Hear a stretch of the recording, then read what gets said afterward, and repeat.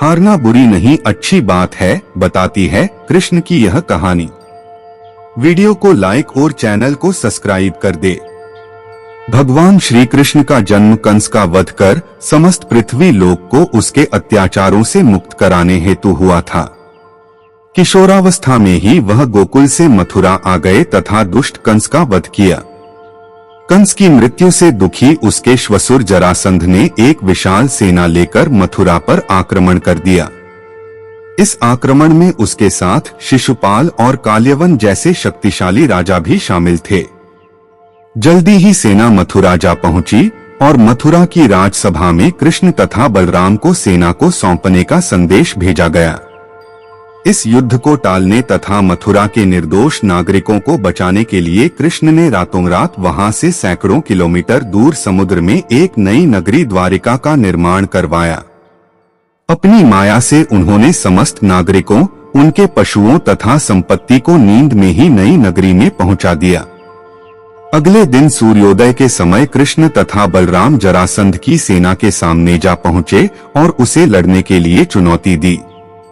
जैसे ही जरासंध और दूसरे राजाओं ने कृष्ण को मारने के लिए शस्त्र उठाए, दोनों भाई भागने लगे। उन भाइयों के पीछे जरासंध तथा काल्यवन जैसे राजा भी भागने लगे।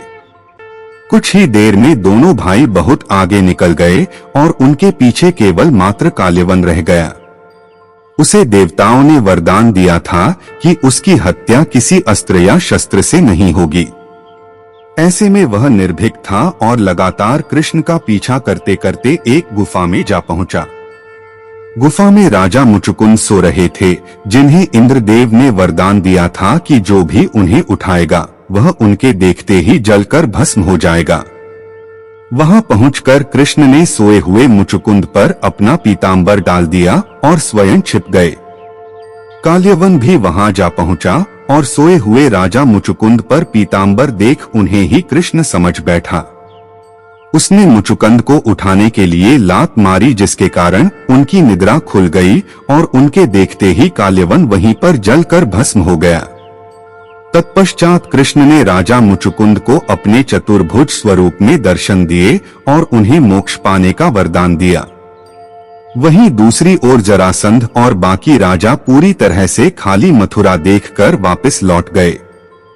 कृष्ण चाहते तो स्वयं भी काल्यवन और अन्य अधर्मी राजाओं का वध कर सकते थे, परंतु देवताओं के दिए वरदान का मान रखने के लिए ही उन्होंने काल्यवन को राजा मुचुकुंद के हाथों मरवाया। इसी तरह बाद में जरासंध का वध पांडु पुत्र भीम के हाथों करवाकर भूधरा का भार कम किया। इस कहानी के बाद कृष्ण के नाम के साथ हमेशा के लिए रणछोड़ जोड़ दिया।